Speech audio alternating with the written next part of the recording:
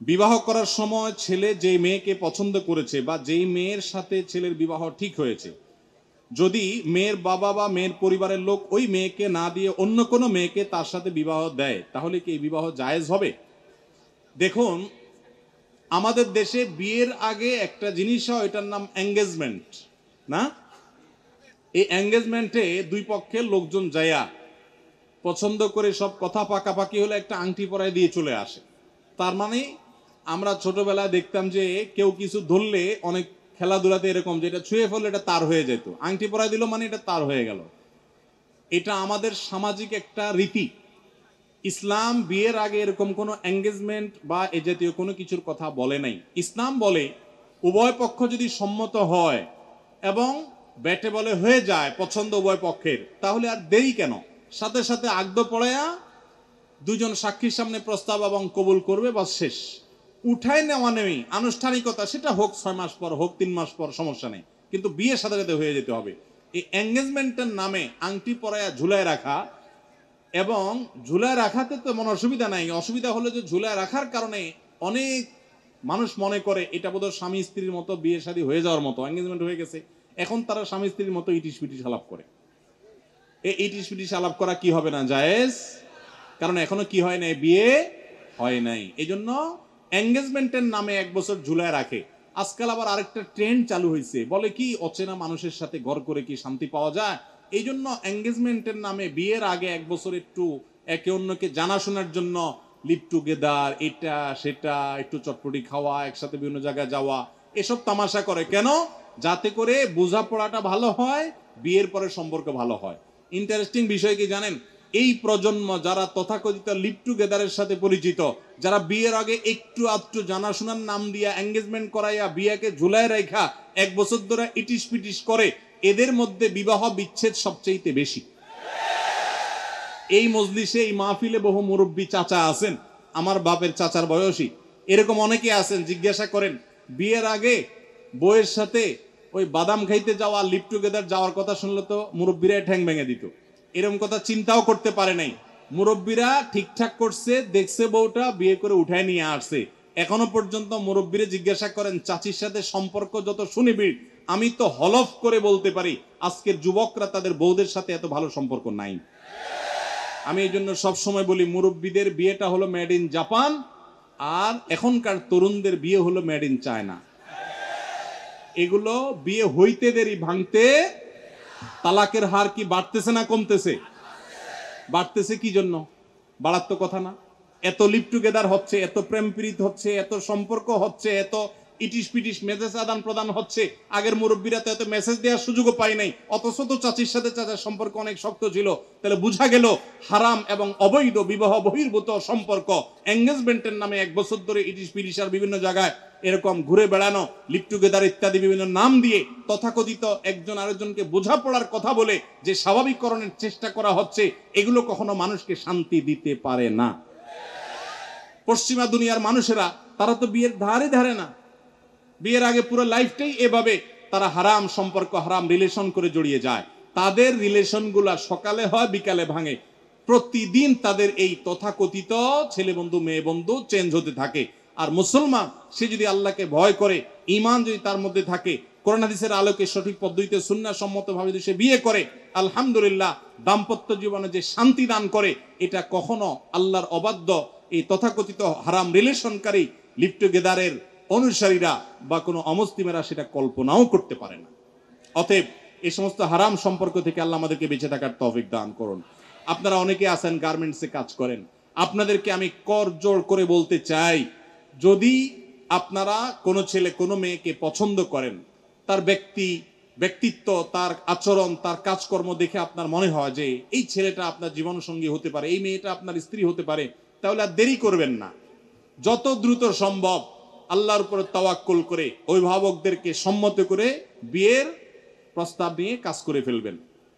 আর যদি ঝুলায় রাখেন, বলেন যে না আগে একটু বোঝাপড়া করি, দেখবেন, বিশেষ করে বোনদেরকে আমি বলতে চাই, অনেক বদের হাড্ডি পোলাপান আছে, এগুলো আপনাকে বিয়ের আগে বলবে একটু বোঝাপড়া দরকার আছে, আমরা একটু 1টা বছর কাটাই, এ কিন্তু পরে ভাগা দিবে।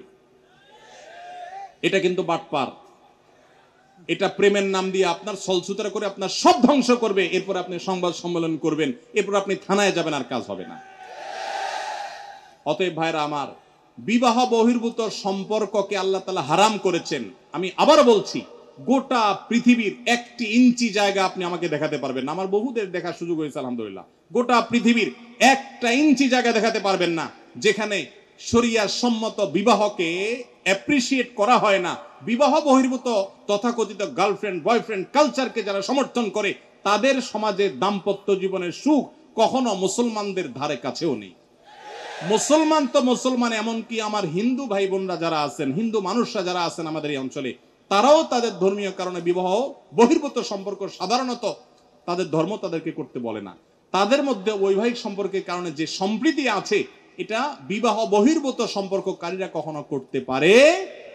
এই জন্য আমি সবসময় বলি, এই তথাকথিত প্রেম টেম যেগুলো আপনারা নাম দিচ্ছেন, এগুলো মেয়েদের অনেকের, সবার কথা বলছি না, কিছু মেয়েদের চটপটি ফুচকার চাইনিজ খাওয়ার ধান্দা, আর কিছু ছেলেদের বদমাইশির ধান্দা। নাম দিছেন আপনি প্রেম। আরে ভাই, আসল প্রেম বা ভালোবাসা তো সেটা হবে যেটা বিবাহের মাধ্যমে হবে। বিবাহের সম্পর্ক আর বিবাহ ছাড়া সম্পর্ক পার্থক্য জানেন? আসমান আর জমিনের পার্থক্য। আমি এক লাইনে বুঝাই দেই। বিবাহ ছাড়া সম্পর্কে কোনো সামাজিক কমিটমেন্ট থাকে না। থাকে? বিবাহের মধ্যে কাবিননামা হয়, সাক্ষী থাকে, উভয় পক্ষ থাকে, ময়মুরব্বী থাকে, সমাজের লোকরা থাকে, সামাজিক কমিটমেন্ট থাকে। এজন্য প্রেমের নামে সকালে প্রেম করে বিকালে ছুড়ে দেওয়া, 2 বছর ঘুরাইয়া বিয়ের কথা বলে এরপরে পালায়ে চলে যাওয়া, ছেড়ে আরেকজনকে বিয়ে করা, এগুলো সকাল বিকাল হয়। কিন্তু বিবাহ করার পর স্ত্রীর প্রতি জুলুম নির্যাতনের ঘটনা কিছু ঘটলেও সকাল বিকাল অহরহ এরকম প্রতারণা অন্তত হয় না। অতএব বিবাহ বহির্ভূত সম্পর্ককে আমরা না করব। পছন্দ হয়ে গেছে, বিয়ে করে ফেলবো, বিবাহের আগে কোনো সম্পর্ক আমরা রাখবো না। এটা হলো প্রথম কথা। ভাই যিনি প্রশ্ন করেছেন, তিনি জানতে চেয়েছেন যে ছেলে মেয়েকে, মেয়ে ছেলেকে পছন্দ করেছেন, বাবা মা দিতে চায় না। আপনি পছন্দ করেছেন, অভিভাবক রাজি না, তাহলে সেক্ষেত্রে আপনি অভিভাবকের সিদ্ধান্তকে প্রায়োরিটি দিয়ে হয় এখান থেকে সরে যাবেন। আর যদি আপনি অভিভাবক এই কারণে না করে, দুনিয়াবি কারণে না করে, দিনদারি না বুঝে আপনি ছেলে মেয়ে দিনদারিতার কারণে অন্যকে পছন্দ করে থাকেন, তাহলে আপনি বিয়ে করে ফেলবেন। কোনো অজুহাতে সেটা থেকে সরে যাবেন না। তবে হ্যাঁ, বাবা মার সে অধিকার আছে, সন্তান যদি কোনো জায়গাকে চয়েস করে, যৌক্তিক কারণ দেখে বাবা মা, দুনিয়াবি কারণ ছাড়া যদি বাবা মা সেখানে আপত্তি তুলতে চায়, সে সুযোগ তাদের আছে। শুনেছি মোহর দেওয়া ব্যতীত মেয়েকে স্পর্শ করা হারাম। তাহলে যদি মেয়ের বাবা বা মেয়ের পরিবারের লোক এই পরিমাণ মোহর ধার্য করে যে ছেলের পক্ষে দেওয়া সম্ভব নয়, তাহলে এই অবস্থা ছেলের করণীয় কি? হ্যাঁ, বুঝছি আমি, প্রশ্ন কমন পায়ে পড়ে গেছে, এই তো। আচ্ছা শুনেন, যারা ঠিক ঠিক করছে এই সব হয় আবিয়াত্তা পুরুষ, আর না হলে বিয়ে করে বেচারা ফাইসা গেছে। শুনেন, ভালো করে শুনেন। প্রথম কথা হলো যে মোহর দেওয়া ছাড়া স্ত্রীকে স্পর্শ করা হারাম, এই কথা ভুল। প্রশ্নে যিনি লিখেছেন এটা সঠিক কোনো কথা না। মোহর ধার্য করলে সেটা দিতে হবে বাধ্য। আল্লাহ বলেছেন ওয়াতুন নিসা সাদুকাতিহিন্না নিহলা, তোমরা তোমাদের স্ত্রীদের মোহর পরিশোধ করে দাও, এটা তাদের প্রাপ্য অধিকার, এটা দিয়ে দিতে হবে, এটা ক্লিয়ার। তবে সে দেওয়াটা আপনি নগদও দিতে পারেন, পরেও দিতে পারেন। তবে মেয়েরা একটা মাসালা জানে না। যদি মেয়েরা মাসালা জানতো, বাসর ঘরে ঝুলে ফেলতো আপনাদেরকে। মাসালাটা হলো, যদি কোনো মেয়ে দাবি করে যে মোহর যা ধার্য হয়েছে, আপনি আমার স্বামী, সবই ঠিক আছে, আগে মোহর ফেলেন তারপরে সামনে আগান, এটা যদি কোনো মেয়ে বলতে চায়, ইসলাম তাকে সম্পূর্ণ সেই অধিকার দিয়েছে। কিন্তু আমাদের সমাজে মেয়েরা মাসআলা আমার কাছে শোনার পরও বলবে না। এটা কেন বলবে না? কারণ আমাদের সমাজে পুরুষগুলো এমন রাক্ষসের মতো এবং এমন জালিম, এমন অত্যাচারী, বেশিরভাগ, সবার কথা বলছি না, যে এই কথা যদি মেয়ে বলে বাসর রাতে, ঠিক আছে স্বামী, সবই ঠিক আছে, আপনার সাথে আমার বিয়ে হয়েছে, সব ঠিক আছে, মোহর ধার্য হয়েছে, এটা আমার প্রাপ্য, আল্লাহ কোরআনে বলছেন, অতএব এটা দিয়ে দেন। ছেলে বাসর থেকে পালায় দৌড় দিবে, বলবে এই মেয়ে বাসর রাতে এখনই অবস্থা করতেছে, আল্লাহ জানে আমারে কোথায় ঝুলায়। ঠিক না বেঠিক? অথচ এটা ঠিক না। সব কথাই তো ঠিক ঠিক বলেন। এ ওয়াজ মাহফিলের একটা সমস্যা হলো, ঠিক হলেও ঠিক, ঠিক না বেঠিক? এটাও ঠিক। আচ্ছা যাক, শুনেন, নবী করিম সাল্লাল্লাহু আলাইহি সাল্লামের মেয়ে, ভালো করে শুনে রাখেন, নবী করিম সাল্লাল্লাহু আলাইহি সাল্লামের কন্যা ফাতেমা রাদিয়াল্লাহু তাআলা আনহা, তার বিয়ে হয়েছে কার সাথে? আল্লাহু আকবার। আলী রাদিয়াল্লাহু তাআলার মতো ইসলামের খলিফার সাথে তার বিয়ে। ফাতেমা রাদিয়াল্লাহু তাআলা আনহা তার বাবা নবী করিম সাল্লাল্লাহু আলাইহি সাল্লামকে বলেছেন, বিয়ে হয়েছে আব্বা ঠিকই আছে, বাট আমার দাবি হলো মোহর যেটা ধার্য হয়েছে সেটা যেন আমাকে আগে পরিশোধ করে দেওয়া হয়। আজ আমাদের সমাজে মেয়েদের সে অধিকার দেই আমরা? এই সমাজের সবচেয়ে বেশি অবিচার আমরা পুরুষরা মেয়েদের প্রতি করে থাকি। বিয়ে করেছেন আর মোহর পরিপূর্ণ পরিশোধ করছেন এরকম বাপের বেটা যারা, তারা হাত তোলেন। কয়টা বাপের বেটা দেখছেন এখানে? হাত গণেন তো কয়টা হাত। লা হাওলা ওয়ালা কুওয়াতা ইল্লা বিল্লাহ। স্টেজেও হাত উঠে নাই, নামান, ইজ্জত বাঁচান। উঠছে মানে অল্প স্বল্প উঠছে, আমি সবার কথা বলছি না। আমি দিয়ে দিয়েছি আলহামদুলিল্লাহ, আমি হাত উঠেছি। কিন্তু শোনেন, বাকিরা হাত উঠেছেন তার মানে কি সব অবিবাহিত? মোটেই না। কিন্তু মোহর দেন নাই। মোহর যদি ধার্য হয়ে থাকে তাহলে সেটা দিতে হবে, কথা ক্লিয়ার? মোহর না দিলে স্ত্রীকে সেটা হারাম হবে, হারাম। আপনি পাওনাদারের পাওনা না দিলে যেরকম হারাম হয়, স্ত্রীর মোহর না দিলে সেটা গুনাহ হয়। হ্যাঁ, পাওনাদারের পাওনা যেরকম আপনি সময় নিয়ে তার কাছ থেকে 1 বছর 2 বছর পরেও দিতে পারেন, স্ত্রীর মোহরটা এরকম পরে দিলেও আদায় হয়ে যাবে। বাট যদি না দেন, মেরে দেন যে আর স্ত্রীর আর কি দিব, সেটা আমার ঘরওয়ালি, তাহলে কিন্তু আপনি ধরা খেয়ে গেছে। কথা কি বুঝে আসছে? অনেক আমাদের দেশে মেয়েরা এত সহজ সরল। অনেক ছেলে আছে এমন বাটপারের বাটপার, বাসরের রাতে বউরে বলে, দেখো এখন মোহর তো ধার্য করছে মুরব্বীরা 10 লাখ, আমি তো 20,000 টাকা বেতনে চাকরি করি, কোত্থেকে দিব এত টাকা? তবে আল্লাহ যদি বাঁচায় এই তো কয়দিন পর ইটালি চলে যাব, কত টাকা আসবে সবই তো তোমার। এইসব ফুসলানো কথা শুনে বেশিরভাগ সহজ সরল মেয়েরা বলে ফেলে, আরে কি বলেন মোহর তো আমার লাগবে না, এসব কিছু আমার কিছু লাগবে না, এই মাফ করে দিল আর কি, ধরাটা খাইলো। এই জন্য সহজ সরল মেয়েদেরকে ধোকা দিবেন না। এখন কথা হলো, বাপ মা বেশি ধরে ফেলছে, কি করবেন? আমি এটা এর আগেও বিভিন্ন জায়গায় বলেছি, বুদ্ধি খুব সোজা, শিখাই দিব। যদি মোহর বাপ মা 10 লাখ 20 লাখ ধরে থাকে, এখন আপনিও রাজি হয়েছেন, আপনি রাজি হয়েছেন কেন? আমার বিয়েতে মোহর নিয়ে যখন আলাপ হয়, আলহামদুলিল্লাহ আমি নিজে কথা বলেছি, আমি বললাম দেখেন এর বেশি আমি পারবো না, আপনি অযৌক্তিক একটা ফিগার ধার্য করবেন, এটা আমি পারবো না, আমি যেটা পারবো সেটা দেব। এখন আমাদের সমাজে মোহরটা হয়ে গেছে ফ্যাশন। 10 লাখ 20 লাখ 50 লাখ, ওই ছেলের পেটের উপরে পাড়া দিলে 500 টাকার নোট 2-4টা বাইর হবে না, কিন্তু মোহর হলো 50 লাখ। আর মেয়ের বাপরা, অনেক মেয়ের বাপরা বিয়ের মহরানা বিশাল বড় একটা ধরার ভিতরে বিরাট বড় বাকাওয়াতি মনে করে। অনেক মেয়ের বাপরা এরকম করে। হাদিস শুনেন মেয়ের বাবারা, নবী সাল্লাল্লাহু আলাইহি ওয়াসাল্লাম বলেছেন, ইন্না আযামান নিকাহি বারাকাতান আইসারুহা মাউনা, সবচেয়ে সেই বিয়েটা বরকতময় হয় যেই বিয়েতে মোহর সবচেয়ে কম হয়। ভালো করে শুনেন মেয়ের বাবারা, যেই বিয়েতে মোহরের পরিমাণ কম ধরা হয় সেই বিয়ে বেশি বরকতময় হয়। আমি এর আগেও বিভিন্ন মাহফিলে চাক্ষুষ হাজির করেছি, যারা মুরব্বী আছেন এখানে খবর নিয়ে দেখেন 10 টাকা 15 টাকা 20 টাকা মোহর ধার্য করা হয়েছে। আপনি বলবেন সে আমলের 15 টাকা, বুঝলাম সে আমলের 15 টাকা এখনকার 15,000 টাকা বা 1.5 লাখ টাকা, এর বেশি তো না। তখনকার 15,000 এখন 15 কোটি সমান তো আর না। কিন্তু তখনকার ওই 15 টাকার বিয়ে যতটুকু টিকছে, এখন 50 লাখ টাকার বিয়ে অতটুকু টিকে না। অনেক বাপমা মনে করে এটা বোধহয় বিয়ে টিকানোর একটা উসিলা, এই জন্য যত বেশি ধরবো বিয়ে তত টাইট হবে। না, এগুলো সঠিক কথা না। এটা প্রথম কথা। দ্বিতীয় কথা হলো, 15 লাখ 20 লাখ 10 লাখ 50 লাখ বাকাওয়াতি করে জাহির করলেন, আপনার মেয়ে 1 টাকাও পাইল না, মানে কি? যতটুকু ধার্য করা হবে ততটুকু দিতে হবে। এই জন্য ছেলেরা যদি কোনো কারণে মুরব্বীদের কথা ফুসলানিতে পড়ে আপনি রাজি হয়ে থাকেন, রাজি হয়ে গেছেন 20 লাখে সই করে দিয়েছেন, রাজি হয়ে গেছেন, এখন আপনার বাঁচার উপায় আছে একটা, হয় পুরা টাকা আদায় করে দিবেন, আর না হয় বউয়ের কাছে একটা দরখাস্ত লিখবেন। কি লিখবেন? দরখাস্তে লিখবেন, বরাবর প্রিয়তমা স্ত্রী, বিষয় মোহর মওকুফের আবেদন, যথাবিহিত সম্মান প্রদর্শন পূর্বক নিবেদন এই যে আমি অমুক অমুক আপনার নাখান্দা স্বামী বিবাহের সময় মুরব্বীদের পীড়াপিড়িতে রাজি হয়ে এত টাকা ধার্য হয়েছে, আমি রাজি হয়ে গিয়েছিলাম, তখন বুঝি নাই যে এটা দিতে হবে। এখন যেহেতু জানলাম এটা দিতে হবে, আর এত টাকা দেওয়ার ক্ষমতা আমার নাই, আমি গরিব মানুষ, অতএব অনুগ্রহ করে আপনি সেখান থেকে কিছু কমায়া দিয়া বাধিত করিবেন। স্ত্রী যদি সেই অ্যাপ্লিকেশন গ্রহণ করে বলে ঠিক আছে তুমি গরিব মানুষ যাও 50% মাফ করে দিছি বা 40% বা 90% মাফ করে দিছি, ঠিক আছে এত দাও বাকিটা মাফ, তাইলে আপনি মাফ পাবেন।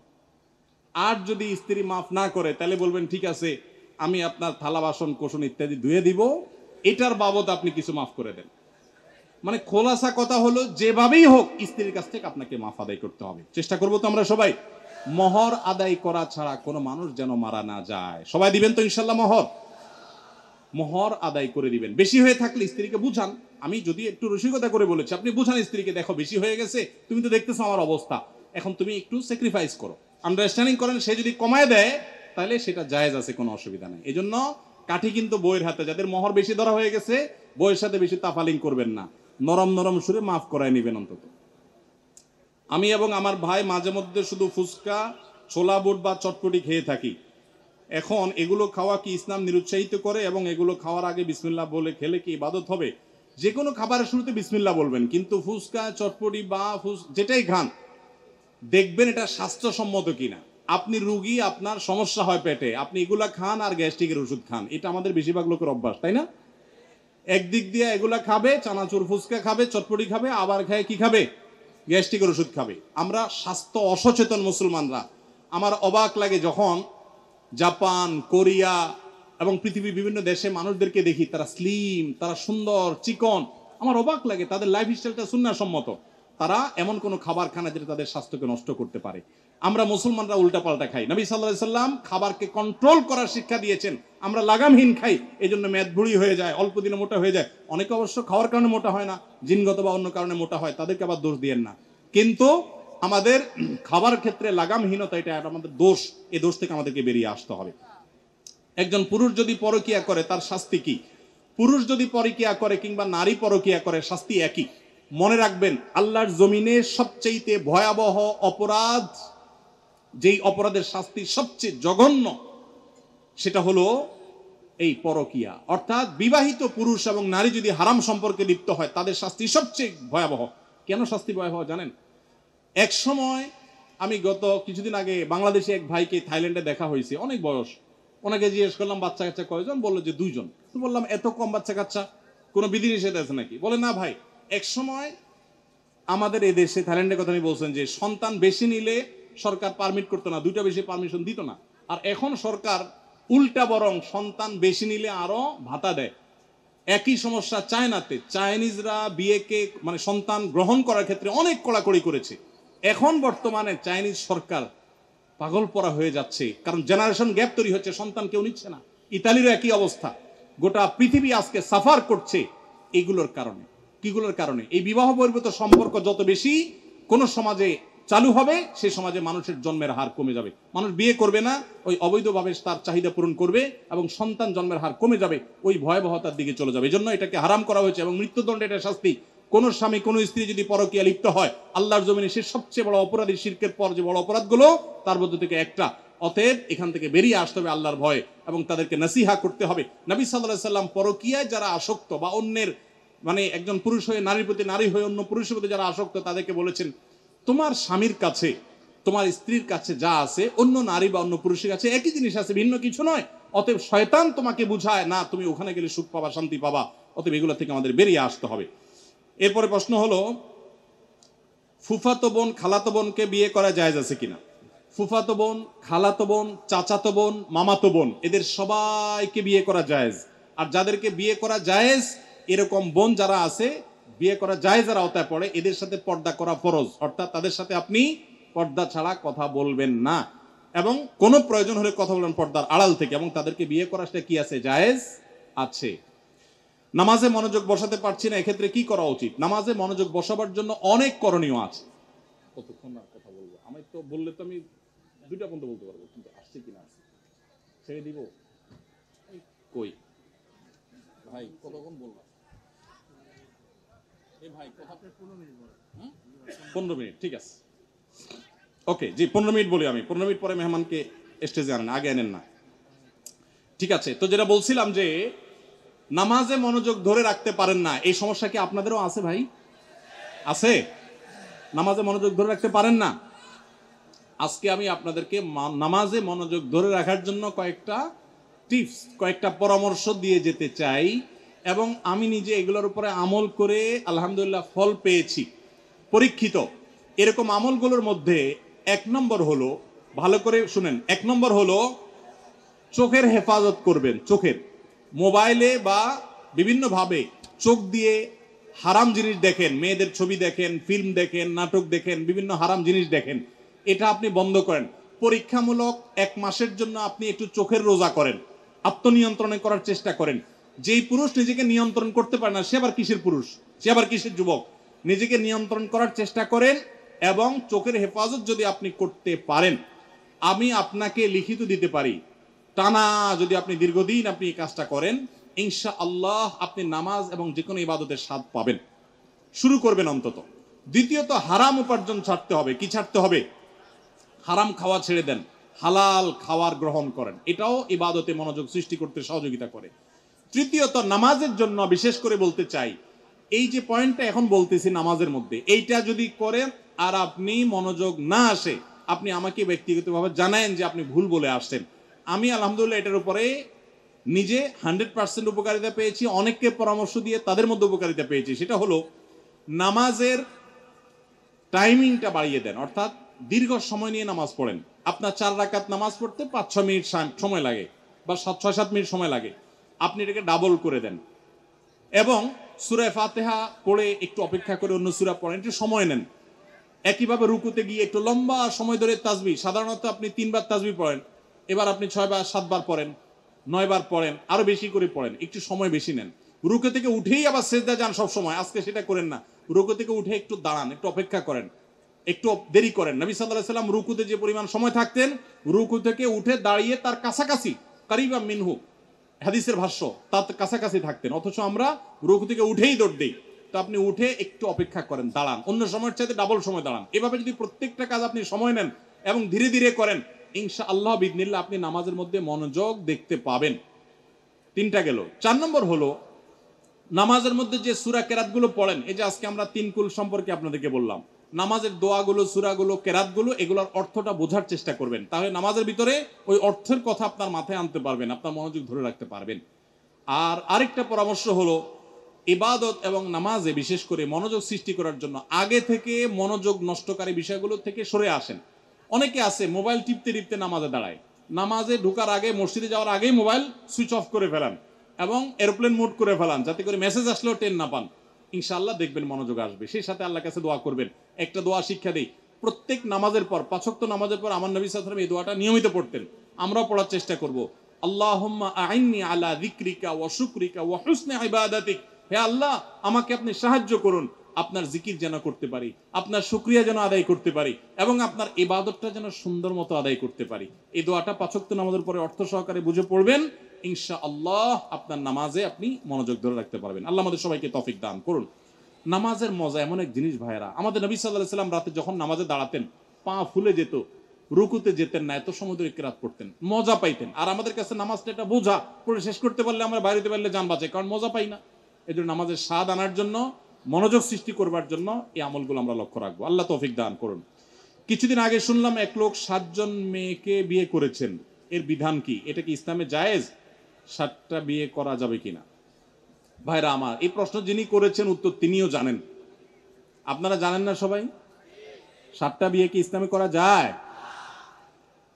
মনে রাখবেন, জাহিলি যুগে, ইসলাম পূর্ব যুগে মক্কার মুশরিকদের মধ্যে এক একজনের 20টা, 50টা, 30টা, 10টা, যা যা মনে চাইতো বিয়ে করত। সকালে বিয়ে করতো, বিকেলে ছাড়তো, একসাথে অনেক বিয়ে করতো, কোনো ঠিক ঠিকানা থাকতো না। নারীকে অপমান করার, নিগৃহীত করার, নির্যাতিত করার, ছোট করার, তুচ্ছ তাচ্ছিল্য করার এমন কোনো উপায় ছিল না যেগুলো মক্কার মুশরিকরা অবলম্বন করত না। শুধুমাত্র সন্তান কন্যা হয়েছে এই কারণে বাবার মুখ কালো হয়ে যেত। আছে না নাই কোরআনে?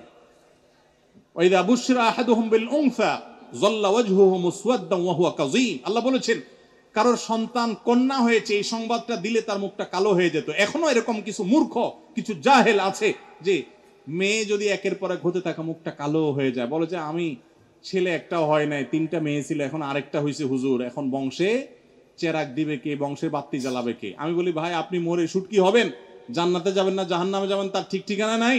আপনার বংশের চেরাগ জ্বললো না, হারিকেন জ্বললো না, লাইট জ্বললো না, মোমবাতি জ্বললো না, হেজাক লাইট জ্বললো, এটা আপনার জানার কোনো বিষয়? মনে রাখবেন ইমাম মালিক রহমতুল্লাহ আলাইহি বলেছেন, আল আম্বিয়া ও আবুল বানাত, বেশিরভাগ নবীদেরকে আল্লাহ তাআলা মেয়ের বাপ বানিয়েছেন। 3টা মেয়ে সন্তান যদি কারোর হয়, এমনকি হাদিসে 2টার কথা বলা হয়েছে, যদি কারোর হয় এগুলোকে সঠিকভাবে লালন পালন করে, এদের প্রতি সুবিচার করে, ইনসাফ করে, যোগ্য পাত্রস্থ করে, দ্বীন শিখায়, আল্লাহর সাথে পরিচয় করা, এই ব্যক্তির জান্নাতের গ্যারান্টি নবী সাল্লাল্লাহু আলাইহি সাল্লাম দিয়েছেন। আমি কোনো হাদিসে পাই নাই 1 ডজন ছেলের বাপ হলে এরকম কোন ফজিলতের কথা আমি পাই নাই কোনো হাদিসে, কিন্তু মেয়েদের ব্যাপারে এরকম বলা আছে। এরপরও জাহিলি যুগের মানুষরা যখন জীবন্ত মেয়েদেরকে কবরস্থ করত, ইসলাম তখন এসে মেয়ের বাবা হওয়াকে এত মর্যাদার বলেছে। এই কোরআনে একটা সূরা আছে, কোরআনের সবচেয়ে বড় সূরাগুলোর একটা, সবচেয়ে দীর্ঘ কলেবরের সূরাগুলোর একটি হলো সূরাতুন নিসা। নিসা মানে কি? নারীগণ। নারীগণদের জন্য স্পেশাল সূরা আছে, পুরুষগণ নামে স্পেশাল কোন সূরা কোরআনে নাই। এরপরও এই দেশে জমি জমার যত দলিল আছে, যারা দলিল নিয়ে কাজ করে ওনাদেরকে জিজ্ঞাসা করে দেখেন বা অনলাইনে সার্চ দিয়ে দেখেন গুগলে, ম্যাক্সিমাম জমি জমার মালিক ছেলেরা। মেয়েদের নামে দলিল আপনি এখন দেখতে পাবেন ম্যাক্সিমাম পরিবারে নাই, কারণ মেয়েদেরকে আমরা বঞ্চিত করি। তো এরকম মেয়েদের প্রতি জুলুম, তাদের প্রতি নিগৃহীত ইসলাম পূর্ব জাহিলি যুগে যেহেতু একজন পুরুষ মনে চাইলে 10টা 15টা 20টা বিয়ে করতো, লাম্পট্য করতো, বিয়ে না বিয়ের নামে লাম্পট্য করতো, ইসলাম সেটাকে নিয়ন্ত্রণ করে দিয়েছে। না, এভাবে ছেলেমি, এভাবে পাগলামি চলবে না। তোমাদের 2টা 3টা বা সর্বোচ্চ 4টা পর্যন্ত বিয়ে করা জায়েজ আছে। একই সময়ে 4 জন স্ত্রী সর্বোচ্চ থাকতে পারে যদি প্রয়োজন হয়, এবং যদি তাদের মধ্যে সমতা বজায় রাখতে পারো বহু যদির পর। আর যদি সেটা না পারো, খবরদার। সমতা করার মতো মানসিক সেই শক্তি নেই যে আমি একজনের প্রতি দুর্বল হয়ে আরেকজনের হক নষ্ট করব, আরেকজনের কাছে যাবই না, ভরণ পোষণ দেবই না, একজনকে বেশি দিব, এরকম একদিকে ঝুঁকে পড়তে পারি। আমার যদি সে আশঙ্কা থাকে, তো আল্লাহ বলেছেন ফাওয়াহিদা, তাহলে খবরদার তুমি একটি বিয়ে করবে। অতএব আমাদের সমাজে অনেক সময় শোনা যায় অমুকে এতটা বিয়ে করছে, 4টার বেশি, 7টা 6টা, এগুলো নিয়ে অনেক সময় মিডিয়াকে খুব মাতামাতি করতে দেখা যায়। মিডিয়া একটা বেশি দ্বিতীয়টা বিয়ে করলে সেটাকে খুব বাঁকা চোখে দেখে, খোঁচাখুচি করে। 7টা বিয়ে করছে এটাকে ভাবখানা এমন যে অ্যাপ্রিসিয়েট করতেছে। এই বিয়ে প্রমাণ করছে যে বিয়ে সম্পর্কে এই ব্যক্তি বা যারা এটাকে অ্যাপ্রিসিয়েট করতেছে তারা সম্পূর্ণ মূর্খতার স্বর্গে বাস করছে। তারা কোরআন হাদিস সম্পর্কে ন্যূনতম কোনো ধারণা নাই। 4টির অধিক স্ত্রী যদি কেউ রাখে একসঙ্গে, তাহলে সেই বিয়ে ইসলামী শরীয়তের দৃষ্টিকোণ থেকে বাতিল, সেটা অগ্রহণযোগ্য, সেটা হারাম রিলেশন, সেটা কোনো বিয়ে না, সেটা বিয়ের নামে তামাশা। ইসলামী বিচার ব্যবস্থা থাকলে এই যুবক কঠিন শাস্তির মুখোমুখি হবে। এমনকি বর্তমান প্রচলিত আইনেও এই যুবক অপরাধী, কারণ প্রচলিত আইনও 4টি বেশি বিয়ে করার কোনো রাইট কারোর নাই। বিধায় আমরা অনেকে এগুলোকে খুব মজা লই, জমুকে 7টা বিয়ে করছি, খুব রসিকতা করি। এই অপরাধ কর্ম নিয়ে রসিকতা করা, বিশেষ করে সেটাকে স্বাভাবিকরণ করার চেষ্টা করা, এটাও এক ধরনের অপরাধ। বিশেষ করে যখন স্বাভাবিকরণের চেষ্টা আমরা করি, আমাদেরকে অন্যায়কে অন্যায় জেনে সেটাকে ঘৃণা করতে হবে, ঘৃণা প্রকাশ করতে হবে। এটা নিয়ে হাসাহাসি করে, এটাকে তাচ্ছিল্য মানে রসিকতা করে এটাকে স্বাভাবিক করার চেষ্টা করা যাবে না। আমার ভাগ্নির বয়স 12 বছর, তার কি এখন পর্দা করা ফরজ, এবং সর্বনিম্ন কত বছর বয়সের ছেলের সাথে দেখা দেওয়া জায়েজ আছে? অনুগ্রহ করে জানবেন। আপনার ভাগ্নির বয়স যদি 12 বছর হয়ে থাকে, দেখতে হবে সে প্রাপ্তবয়স্ক হয়েছে কিনা। মেয়েদের প্রাপ্তবয়স্ক মিন শুরু হলে শুরু হয়, তাহলে সেক্ষেত্রে প্রাপ্তবয়স্ক হতে পারে 12 বছর বা তার আগেও। যদি সেটা না হয়, তাহলে সেক্ষেত্রে মাসিকের যে আলামত আছে সেগুলো যদি প্রকাশ না পায়, ছেলেদের আপনার স্বপ্নদোষ হওয়া বা আরো যে সমস্ত গোপ দাড়ি উঠা, এগুলো যদি দেখা না যায়, তাহলে সেক্ষেত্রে যদি 12 বছরের মেয়ে প্রাপ্তবয়স্ক মেয়েদের মতো গ্রোথ হয়ে যায়, নজরে পড়ার মতো হয়, তাহলে তাদের তখন থেকে পর্দা করা উচিত। দেখেন ইসলাম মেয়েদেরকে পর্দা করতে কেন বলেছে বলেন তো? আমাদের সমাজের অনেক ভাইরা এখনো মনে করে ইসলাম মেয়েদেরকে বলছে বোরকা পরে চলতে, পর্দা করে বলতে, কই পুরুষদেরকে তো এত কষ্ট করতে বলে নাই, তাহলে ইসলাম মেয়েদের প্রতি জুলুম করছে। মায়ের চেয়ে মাসির দরদ বেশি দেখান না? ইসলাম মেয়েদেরকে আপনাদের মতো লোভী পুরুষদের কুদৃষ্টি থেকে, বাজে নজর থেকে বাঁচাবার জন্য পর্দা করতে বলেছে। এই পর্দা নারীর প্রগতির পথে অন্তরায় নয়। গত কয়েক বছর আগে সারা দেশের মেডিকেল ভর্তি পরীক্ষায় প্রথম স্থান অধিকারকারিণী এক বোন আমার আগা গোড়া পর্দা করে পরীক্ষা দিয়ে গোটা দেশের ছেলে মেয়ে সবাইকে পিছনে ফেলে 1 নম্বর হয়েছে। তাহলে পর্দা কি মানুষের উন্নতির পথে অন্তরায় হয়? আমার অবাক লাগে পৃথিবীর সে সমস্ত মানুষদেরকে দেখলে, যে সমস্ত মানুষগুলোকে দেখি যে তারা নারীদেরকে স্বাধীনতার নাম দিয়ে নারীদেরকে হাফ প্যান্ট পরায় দিচ্ছে। এসির মধ্যে কোনো হল রুমে ঠান্ডা, পুরুষগুলা সবগুলো একেবারে ফুল প্যান্ট পরে, আপনার জ্যাকেট ট্যাকেট পরে সে নিজেকে সেভ করে ফেলছে। আর ওই বেচারি মেয়েকে বুঝাইছে তোমার আধুনিকতা হলো তুমি হাফ প্যান্ট পরো, উপর দিকেও শর্ট, নিচের দিকেও শর্ট থাকো। আমার কথা হলো এই শীত বেচারিদের আছে না নাই? না শুধু পুরুষদের শীত আছে? তো শীতের ঠান্ডা খাওয়াইতেছেন তারা আধুনিকতার নাম দিয়া। আমি এর আগে বলছি মিডিল ইস্টে অনেক পুরুষ আছে নামাজ কালাম ঠিক মতো পড়ে না, বিড়ি সিগারেট খায়, অনেক উল্টাপাল্টা করে, অনেক হারাম কাজ করে, কিন্তু বউরে পর্দা ঠিক মতো রাখে। কেন জানেন? কারণ কি জানেন? নামাজের গুরুত্ব যে বুঝলো না, সে বউর পর্দার গুরুত্ব এত বেশি বুঝলো কিভাবে? কারণ হলো সে জানে একজন নারীকে খোলামেলা ভাবে যদি বাহিরে পাঠানো হয় বা পুরুষদের মধ্যে তিনি যদি আসা যাওয়া করেন, বেশিরভাগ পুরুষরাই তাকে নিয়ে মনে মনে কি চিন্তা করে? কি চিন্তা করে? খারাপ চিন্তা করে। আপনাদের মনে এরকম কোন খারাপ কিছু চোখে পড়লে মনে খারাপ চিন্তা আসে? আসে না? আসে। তাহলে তো আপনারা স্বীকার করছেন। তাহলে আপনি যদি আরেকজনের মেয়েকে খোলামেলা বা একটু অশ্লীল পোশাকে দেখার পর আপনার মনে বাজে চিন্তা আসে, এবার আপনার বোন, আপনার স্ত্রী, আপনার মা যখন বাহিরে যাবে, তাকে যদি খোলামেলা পোশাকে আপনি যেতে দেন, তাহলে অন্য সব পুরুষরা কি চিন্তা করবে? আপনি নিজে কি চিন্তা করেন? এরকম মেয়েদেরকে দেখে সেটা চিন্তা করেন। ইসলাম সেজন্য পর্দার কথা বলেছে। এটা আমার মা বোনদের মর্যাদা রক্ষা করবার জন্য বলেছে, আর কিছু না। যত মূল্যবান জিনিস তত বেশি সংরক্ষণ করা হয়, যাতে লোলুপ কোনো দৃষ্টি সেখানে না পড়ে। আল্লাহ আমাদেরকে পর্দার গুরুত্ব বোঝার তৌফিক দান করুন। ভাইয়ের প্রশ্ন হলো যে উনি বিয়ের উপযুক্ত হয়েছেন। আচ্ছা আপনি একটু দাঁড়ান ভাই, যুবক, আপনি কোনো কাজ করেন? ইনকাম করেন? কোনো ইনকাম নাই তো আপনি মায়ের কাছে বিয়ের কথা বলতেছেন, তার আগে ইনকাম করেন। একটু থামেন। হ্যাঁ বলেন। খুব ভালো কথা। আমি আপনাকে পরামর্শ দেই, আপনি এখন আল্লাহর নাম নিয়ে কোনো কাজকে ছোট মনে না করে যেই কাজ পান হাতের কাছে বিসমিল্লাহ পড়ে সেই কাজ করা শুরু করেন। কারণ বিয়ে করলে বোর মোহর দেওয়া লাগবে না? নাকি বাসরাতে মাপ চাই নেবেন? মোহর দিতে হবে কিনা? তাহলে একটু টাকা জোগাড় করেন, আর ডাল ভাত জোগাড় করার জন্য একটা ইনকাম সোর্স বাইর করেন, আর সেই সাথে মায়ের জন্য দোয়া করেন। আপনার মাকে যদি সম্ভব হয় বুঝায়া, যদি আমার অফিসে আমি শনিবারে সাধারণত বসে, যদি আনতে পারেন, আমি আপনার মার সাথে কথা বলে আপনার মাকে রাজি করার চেষ্টা করাবো। এলাকার ইমাম সাহেব যারা আছে, আলেমুলামা যারা আছে, এদেরকে একটু চা পানি খাওয়াইয়া বাইল টেল দিয়া বলবেন, হুজুর আমার বাসায় চলেন, আমার মারা একটু বুঝান। আপনার মাকে হুজুর সুন্দর করে বুঝা যদি রাজি করতে পারেন সেটা খুব ভালো। আর যদি না পারেন রাজি করতে, ইনকাম যদি করেন, মা রাজি না থাকলেও আপনি দিনদার ধার্মিক ভালো মেয়েকে বিয়ে করা আপনার জন্য জায়েজ হবে, যদি চরিত্রের হেফাজত করার জন্য আপনি এটা ছাড়া কোনো উপায় না থাকে। কিন্তু বিয়ের জন্য উপার্জন করেন। আল্লাহ আপনাকে তৌফিক দান করুন। আমাদের সমাজে অনেক যুবক আছে, যে যুবকরা বিয়ের জন্য আমল চায়, দোয়া চায়, কিন্তু নিজেরা ইনকাম করে না। আছে না নাই? এরকম করা যাবে না, ইনকাম সোর্স বের করতে হবে। ভাই আমি প্রশ্ন করতেছি, আপনারা যারা উত্তর দিতে পারবেন শুধুমাত্র তারা হাত তুলবেন। উত্তর দেওয়া যাবে না, শুধু হাত তুলতে হবে। সবাই রেডি তো? সবাই রেডি? ঠিক আছে, বিসমিল্লাহ। আমি প্রথম প্রশ্ন করছি আমার আলোচনা থেকে প্রথম প্রশ্ন করছি। যারা উত্তর দিতে পারবেন হাত তুলবেন, কেউ আওয়াজ করবেন না মেহেরবানি করে। প্রথম প্রশ্ন, আমরা বলেছি কোরআনে কারীমের শেষ তিনটা সূরা, যেটাকে তিন কুল বলা হয়, সূরা ইখলাস, সূরা ফালাক, সূরা নাস, এই তিন সূরা দিন এবং রাত 24 ঘন্টায় মোট কোন কোন সময়ে কতবার পড়া সুন্নত সেটা বলেছি। যারা উত্তর দিতে পারবেন মুখে কথা বলবেন না, শুধু হাত তুলবেন।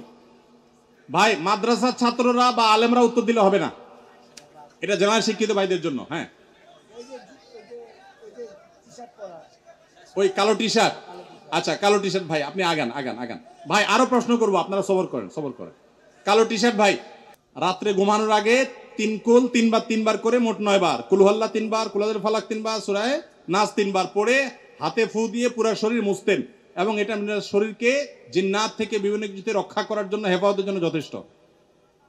এক জায়গায়। আর 5 ওয়াক্ত নামাজের পর একবার করে সূরা ফালাক, সূরা ইখলাস, একবার করে ফালাক, একবার করে নাস, প্রত্যেকটা একবার একবার করে 5 ওয়াক্ত নামাজের পরে মোট 5 বার 5 বার, মানে একবার একবার করে 5 বার করে, হ্যাঁ, সারাদিনে। আর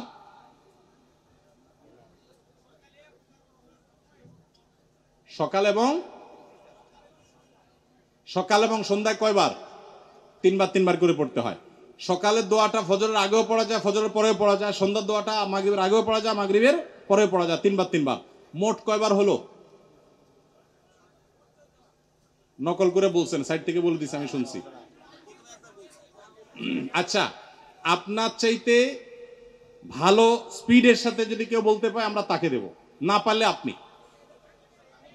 আর স্পিডের সাথে বলতে না পারলে 500 টাকা উল্টা জরিমানা, সময় নষ্ট করা যাবে না। বলেন, আপনি বলেন। সকাল সন্ধ্যায় 3 বার 3 বার, কুল হুয়াল্লাহ, কুল ফালাক, কুল রাব্বিন নাস, সকালে 3 বার, সন্ধ্যায় 3 বার 3 বার, হ্যাঁ। প্রত্যেক 5 ওয়াক্ত ফরজ নামাজের পর একবার একবার, হ্যাঁ হ্যাঁ। ঘুমানোর পূর্বে 3 বার 3 বার পড়ে শরীরে হাতে ফু দিয়ে শরীরে মোছা, তাহলে মোট কতবার হলো? 14 বার। সত্য করে বলেন, আপনি এই 14 বারের মধ্যে সকাল সন্ধ্যা কিংবা ঘুমানোর আগে কিংবা 5 ওয়াক্ত নামাজের পরে কোনোটা এর আগে আমল করছেন? বুঝি নেই। আপনি আমল আগে থেকে করেন, তাহলে তো আপনার পুরস্কার দেওয়া উচিত না। আমি তো চাচ্ছি একটা নতুন মানুষ যে শিখছে, আসেন আসেন, চলে আসেন, আলহামদুলিল্লাহ। আচ্ছা, এরপরে প্রশ্ন ভাই, একটু থামান। কুল হুয়াল্লাহ সূরাকে সূরা ইখলাস বলা হয় কেন? এই প্রশ্নের উত্তর যারা দিতে পারবেন হাত তোলেন। হ্যাঁ, এই যে টুপিওয়ালা ভাই, আপনি দাঁড়ান, হ্যাঁ বলেন। ইখলাস শব্দের অর্থটা কি?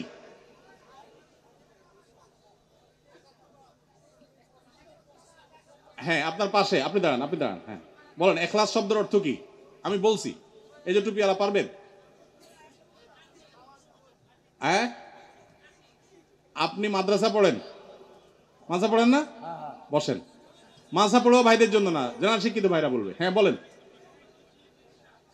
ইখলাস মানে নিষ্ঠা, খাঁটি করা, তার মানে তাওহীদ, একত্ববাদ, শুধু আল্লাহর প্রতি ঈমান রাখা এবং আল্লাহর সাথে কোনো পার্টনার সাব্যস্ত না করা, ইবাদতকে খাঁটি করা, ঈমানকে তাওহীদ করার মাধ্যমে। এই সূরার মাধ্যমে নিজের আমল, ইবাদত, ঈমানকে খাঁটি করা শেখানো হয়েছে, যেন এটাকে বলা হয় সূরা ইখলাস। ইখলাস মানে খাঁটি করা, পিওর করা, এটা। আচ্ছা ঠিক আছে, তাহলে আপনি বলেন সূরা ইখলাস, এই সূরার আমি অনেকগুলো ফজিলত বলছি, আপনি 2টা ফজিলত বলেন।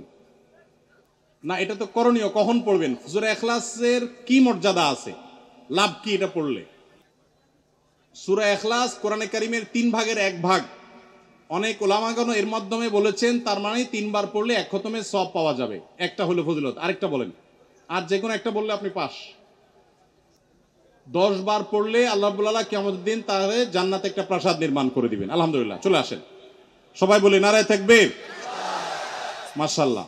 চলে আসেন, সামনে চলে আসেন, পুরস্কার পরে দেই। 3 নম্বর প্রশ্ন ভাই, 3 নম্বর প্রশ্ন হলো আল্লাহুস সামাদ, এই আয়াতের অর্থ কে বলতে পারবেন?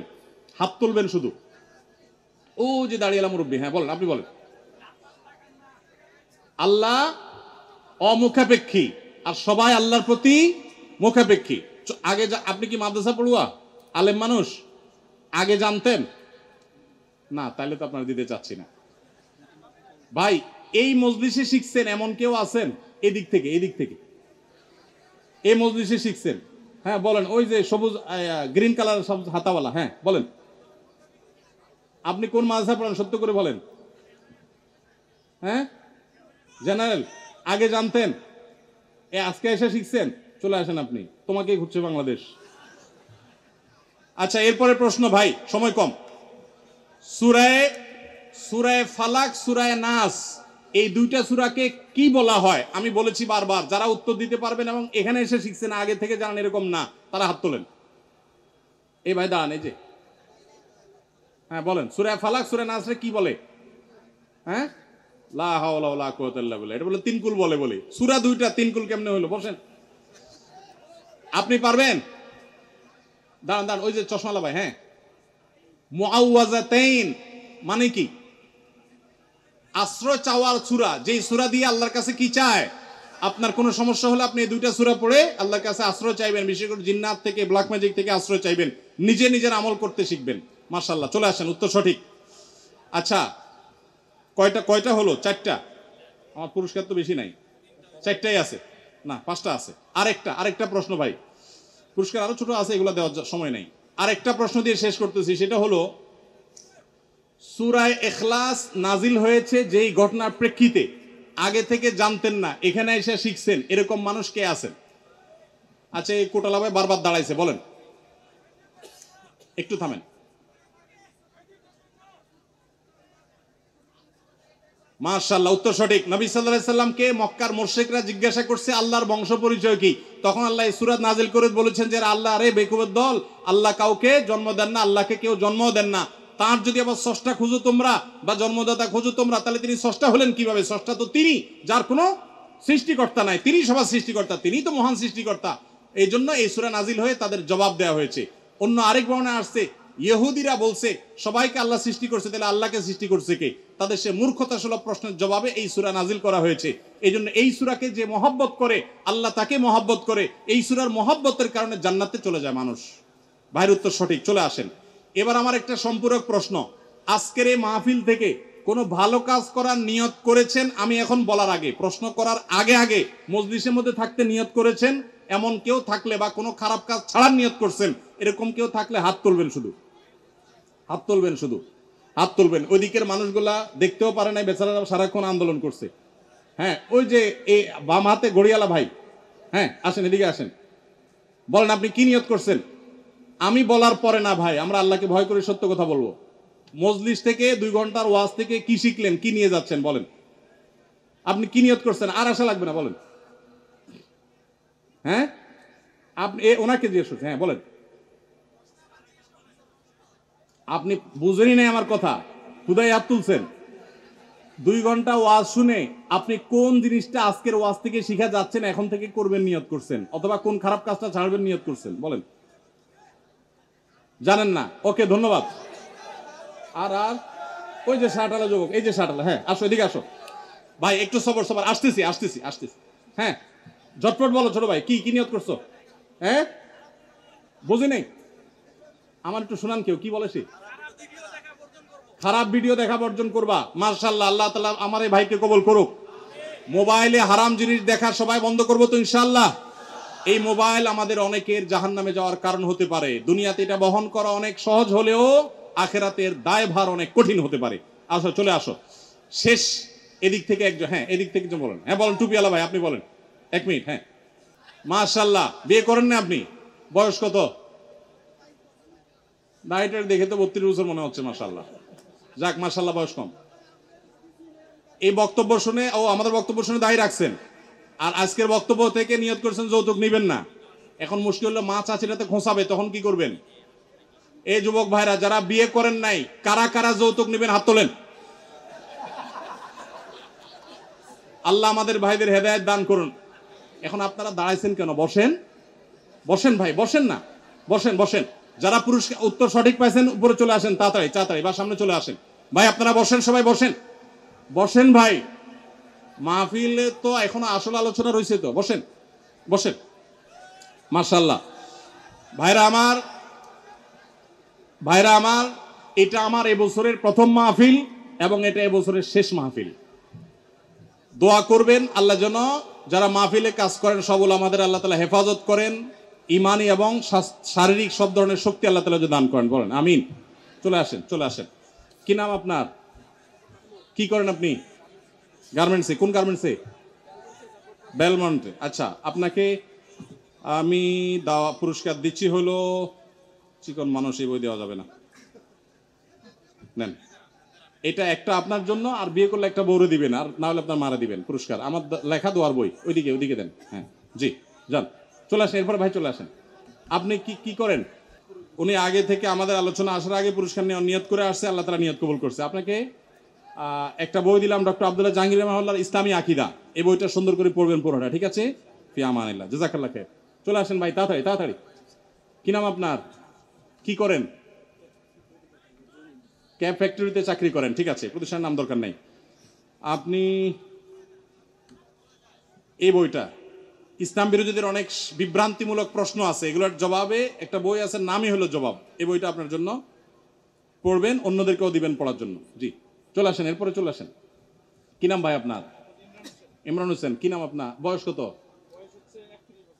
আপনি এই শরীরের অবস্থা কেন? আপনার জন্য বই নিয়ে আসছি আমি একটা, দাঁড়ান।